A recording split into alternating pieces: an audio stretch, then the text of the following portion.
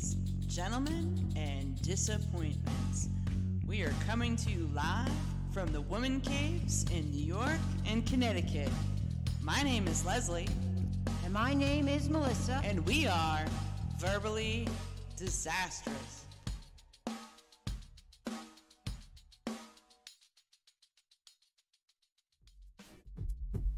Hello, everyone. This is your host, Leslie Jasper, of the Verbally Disastrous podcast that can be found on over 20 podcast platforms, including YouTube. For this episode, I decided to bring my really good friend who has been an electrician 40 years, retired for 10. His name is Don Raffa. He volunteered to sit with me over the phone and talk about his career as a high voltage electrical splicer in New York, of course. So we have known each other since pretty much I topped out and became a journeywoman around 2001 is how long I've known him. Actually, it might have been more in the 90s too. I'm just gonna say it's at least a over 20-year friendship.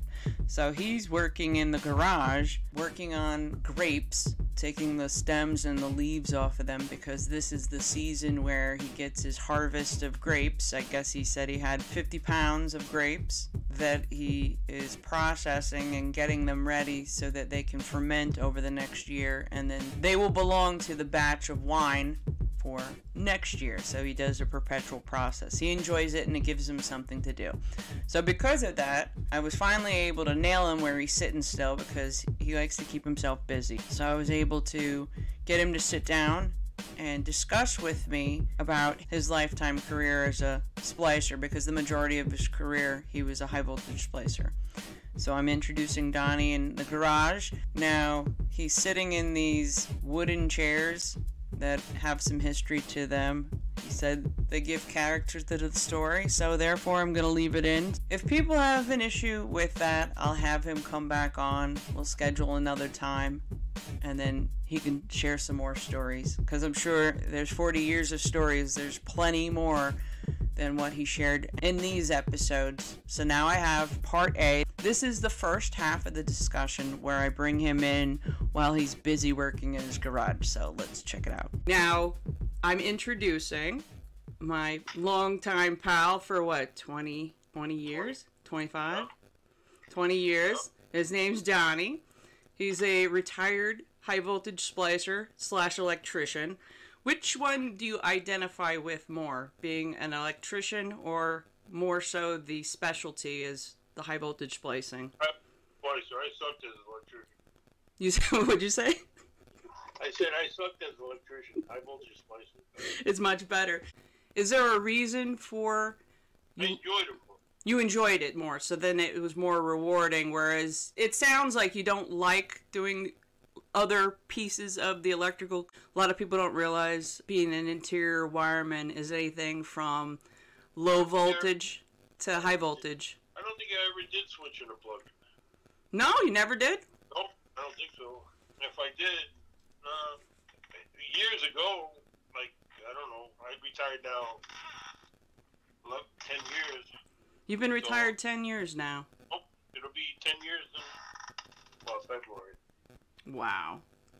And he's enjoying a local 3 pension and making the best. He's over here probably multitasking while he's talking and taking the stems off grapes, right, for that process? Right now I'm getting 20 cases of grapes ready for wine. Ooh. I got to see the last batch. Now, at what age and year did you join the union and become an apprentice? 1979. See, I was 21. And how long was your apprenticeship? Because mine was in the late 90s. It was 5.5 years. 4 years. Okay. Now, why did you join the Electricians Union? What prompted you to do that? Don't you come from a family of plumbers? Plumbers. My father was a plumber. My uncle was a plumber. I took the plumber's test. And I got into the plumbers, but I also applied for college. And I went to college instead. And they says, I can still become a plumber anytime I want. So when I got out, I wanted to weld, because I went to welding school in Texas. Oh, I didn't know that. Yeah, so I wanted to weld. I wanted to go to the fitter. I took the fitter's test. I took the plumber test. No, I'm sorry. I took the fitter's test. I took the electrical test.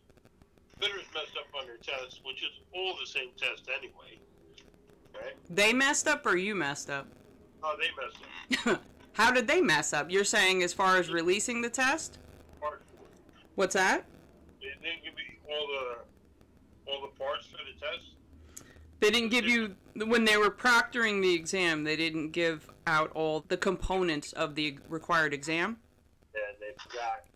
So my father said, well, I can get you an electrician. I said, okay, we'll do that. Your father, by the way, rest in peace. He was an awesome man. I always appreciated him when I would see him, and he used to call me his idol, which I always thought that was funny because I was thinking, you're way cooler than me, but go ahead now. Your father and your brother are plumbers?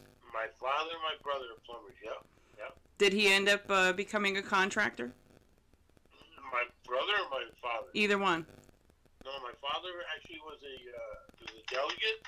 Well, not a delegate, but he did the minutes. What do you call that? Is it a treasurer? Somebody's in charge of the finances? He was also a treasurer, but he did the... Well, he might have been a shop steward, like you're saying, the meeting minutes, the union meeting minutes? Always a superintendent. Superintendent, okay, so he was manpower. Manpower, yeah. And did he transition from being with the tools after, say, 10 years and then become supervision? Yeah, he was also in Korea as a plumber. Really? Oh, that's so he started out in the military? Yeah. Ah. So was he in the Seabees? He was in the plumbers before he went into the Army. Oh, he went in the Army, okay. Then he got called into the Army. He was doing hospital in Korea. And actually, they're still there. I hear a chair in the background. I don't know if that's gonna... That's because I'm 350 pounds. Of all muscle. My ass makes noise like that, and I got no ass. That's why the pants are always falling around. Johnny's got the same problem. It's like I always want him to wear a belt, and then he's just like, nah, I'm good. The minute he bends over, plumber's crack. No, I don't have any belts. I get to put suspenders on my underwear. Yes, my name is Don Raffa. At what point in your career did you decide to get into high voltage splicing? Well, when I was a fourth-year apprentice, I was a pimp for a couple splicers over at IBM in Yorktown. You said a pimp? I was a pimp, yeah. Pimp is a splicer's helper. Oh, no way. I didn't know that. Yeah, you were my pimp. Oh, yes. I was your pimp for quite a while. Where does that term come from? I don't know. Did I make it up? No, probably not. No, maybe I did. I did have pimp scheme. Everybody had to sign it. Now, this was back before the hip-hop world came around and you had the pimps. But no, pimp is probably when you're referencing the street life. Like someone that helps me do what I'm doing. Is he wearing a fur coat? Driving a Cadillac? Just the top that. Just a top. drop top? It was in 1984. I was doing it. We were doing work at IBM Yorktown, and they were doing a lot of lead work. And lead work I always liked lead work. My father, I learned pouring lead with my father as a plumber. Okay. Right, so it came easy to me. So I mentioned to the guys to listen. If they have a class, I'm taking it. Yep. So they had a class as soon as I topped out in 1984. That's a lucky thing. Lucky break now. That's good. And then another 3 years. So the high voltage class was theory and application, right? Altogether it was 4 years. How long was the theory? And hands hands-on in school is 3 years. Hands-on is 3 years, and the theory where you're sitting in the class is 1 year of the 4 years. I mean, you're sitting in the class with hands-on, but you're building splices, right? Okay, so it's more practicing in the classroom, and then once you get into the last 3 years, it's on-the-job training. No. We were splicing in the classroom for 3 years. Okay, so it was all within the classroom. At what point did you go out to the field? Probably the last year of school. How did your first time go? Once it was game time and you had to go into the manhole for your first time. I felt so confident, it was unbelievable. Really? Every time I went in the manhole, I felt confident. Not confident. Confident. Confident, not competent. Yeah. So you're saying that being confident got over any kind of fear? And no fear. No fear, which is important when you're potentially, what kind of voltage, let the audience know, what kind of voltage is in the pit? Anywhere between 5,000 and 35,000 I went with. 35,000 volts. You gotta, for the people who don't know what that is. Yeah, 35,000 volts. How do you graduate? What's your means of graduating? Of school? Yeah. Make sure all your joints didn't blow up. And the teachers were happy with what you did, what you learned. Explain what a joint is for a person who has no idea what that means. And it's not something you smoke. Well, hopefully you don't want it to smoke. No, I'm sorry. It's splices. Okay. You splice together. It's a connection for the average person. It's a connection between the two wires, joining them together. Right. It could be soldered, high pressed. There's different ways of doing it. Now, lead is an old way of doing it, or is it a new way? The old cable used to be lead. The outside jacket used to be lead. Ah, now, okay. Now it's a rubber. Right? The insulation's rubber. It used to be oil paper. Now it's EPR or a rubber insulation. They don't do what they used to do years ago. There was joints called, there was connectors or splices called potheads, and they were also lead, which was, for some, it could be hard, but for me, they came easy. Now, would you say that going away from the lead splicing, which one do you think is better mechanically? I think the lead is. But the problem with it is it costs more? It costs more, and you have to train the people, right? There's other stuff now that they're not even training people. Oh. It's just like the contractors are just going out there and, okay, I'll send this guy out with the instructions. If he can do it, fine. Which is not a good thing, because if they blow up, It could be a time bomb in there, even if it didn't go off immediately.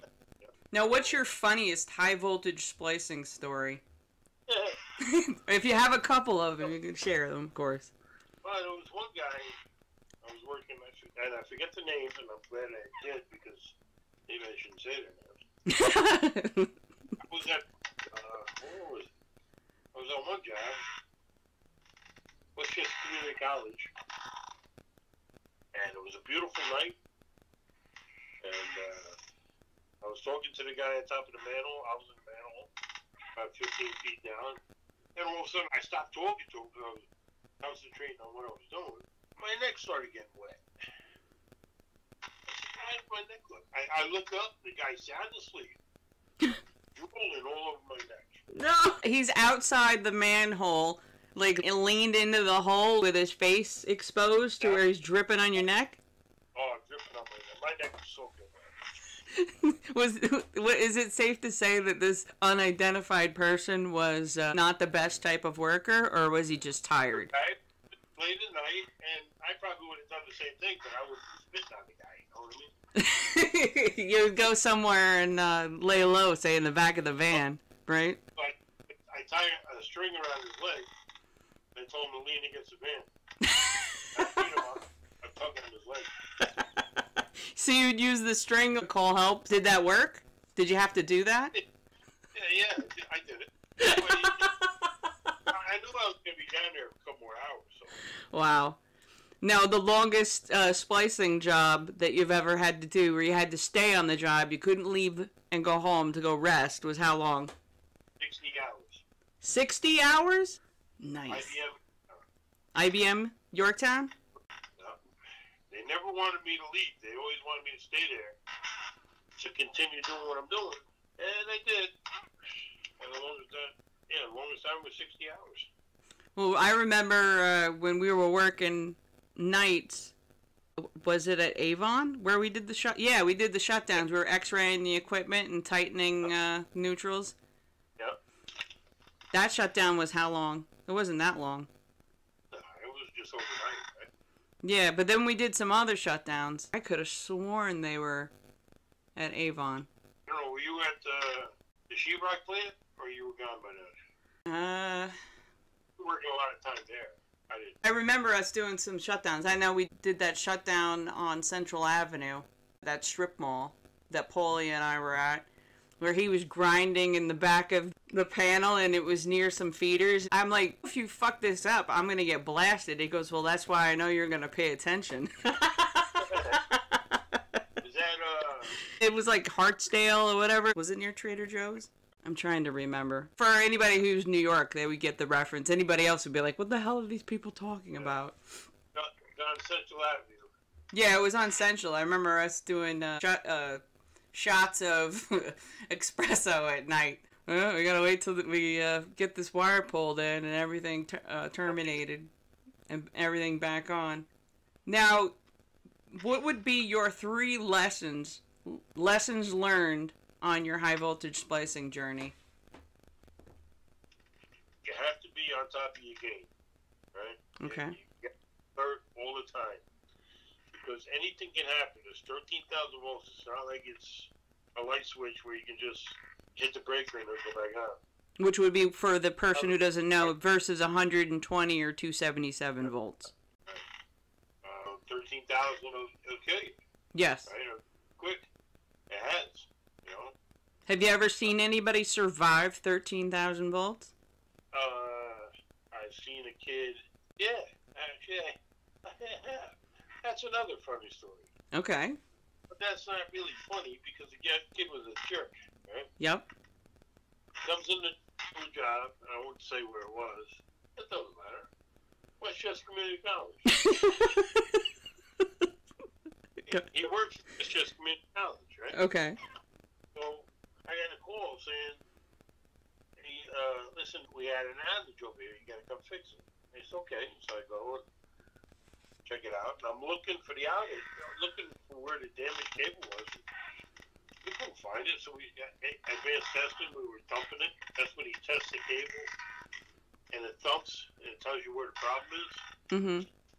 And we couldn't find it. So all of a sudden, their foreman calls me, and they say, "Did the kid call you?" I says, "No." He says, "Well, he's supposed to call you." I said, "Well, give my number again. Maybe he's getting my wrong number." So he calls me up. He says, "Donny," he says, "remember that manhole?" I said, "What manhole would that be, babe?" He says, "The manhole over by whatever building it was. I don't remember." I said, "Okay, what about it?" He says, "Well, you told me he was dead." I said, "No, I would never tell you. I would never tell you anything, right?" No, you gotta test it yourself. Always test it yourself. And there's no way in hell I would tell you he was dead. Yep. I said, "So what'd you do?" He says, "I cut it." "You cut it?" "What? A pair of lockers." "You cut 13,000 volts for a pair of lockers?" He says, "Yeah." I said, "Did you change your underwear yet?" He says, "Yeah, matter of fact, I did." I said, "Well, then go play lotto, because you're a lucky bastard." Nothing happened to the loppers? The lockers got burnt. Okay. I heard about people blowing their arm off and stuff like that. Yeah, well, that's another story. Yeah, so he didn't get hurt, but It rattled him. he thinking me work. Gave you work. Gave you more work. It changed to me, you know? Yep. Chaos equals cash. Yep. Yes, you can catch. Wow. Did he get fired? No, he didn't get fired. They hushed it up because he came in on a Saturday. pull the wire out to go to the junkie. And apparently his foreman was in on it. Oh. Okay, so that's what they were trying to sneak in there before you came in for the splice and yank the wire because they were going to scrap it. They were going to scrap it, yeah. Ah, of course. And he's going to say that you told him it was dead, which is bullshit. I don't tell nobody not to. Hell no. I wouldn't even tell you 110 dead unless you check it yourself. No, I made sure Tom, since he's an apprentice, I got him a lockout, tag-out kit, and I told him you always keep that with you. And always check. Don't ever have anybody, yeah, because that's your life, not theirs. There's no reason to do a lot. There's no reason at all. Hell no. So now, would you call that the worst splicing story? That was actually sad because someone did something stupid like that and they could have killed themselves. Yes. Agreed. Is that up there with the worst story in the world? Yeah, it's pretty bad. There was another bad one where I was living in Rhinebeck. I just drove up the driveway. I got a call from Advanced Testing. He said there was a blow-up down at SUNY Purchase. I just drove home an hour and a half. Sometimes we need you because soon they're closed. And they don't have any power. All right, so I go down there, and I found out that the guy took a tester, the Wiggins. Yep. And he knew he had problems on the secondaries, so he checked it on the secondaries. Then he went to the primaries, and he put the Wiggins on the primary. Oh. Wiggins are not made for primaries. No. They're only rated, for the average person who's listening, a Wiggins tester that he's talking about only goes up to 600 volts. Right. And the guy's trying to test that on, what, 13,000? Yep. So he had his, apparently he had his, sorry, I just dropped some grapes. Did you eat them? 5-second rule? They're in with the other couple thousand grapes that are in there. Okay. I'm doing six gallons at a time. 6 or 60? No, 6. I'm halfway through my 42-pound box. How many hours did that take you? Oh, it's going to take me another 2 days. Oh, you've been doing it for 2 days now? Just picked them up a little while ago. I'm Oh, going to do this couple night, then I'm going to close quits and then come back out. Have coffee and then come back out tomorrow morning. Gotcha. You get up early and tend to the garden first? Yeah, the garden's almost finished. Very nice. It's harvest season for those ginormous squash. Did you see those squash? 36 pounds.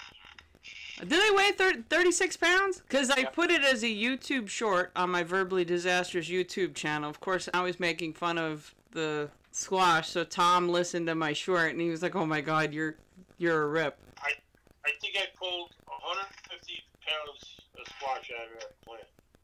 150 pounds. So you get to can everything, right? Well, I give it away because, I don't know, with squash you really can't can, I don't think. No? You can freeze it. I think you can freeze it. I'll have to jump on the train to go get some. I got one sitting here right now. It's 30 pounds. Wow. Did I tell you that Johnny's football team, the Carmel Rams, have been kicking ass and taking names this season? 28-0 the first game that I missed. Yeah, actually, last Saturday against John Jay, which is up in Fishkill, they won 40-7. In the beginning, John Jay, everybody was there talking shit. And then towards the end, you see people staggering out like all depressed about how they got a beating. The week before, they were up, it was a home game. New Rochelle came up. New Rochelle was state champs. They were all nervous about them. 28-0. They didn't even let them score. I'm happy for him. I'm very happy for him that he's a part of a winning situation. So it's good for a young man's self-esteem. There's a ton of kids on the team. So he's... he's a senior, right? No, he's a junior. It has a senior play more because this way...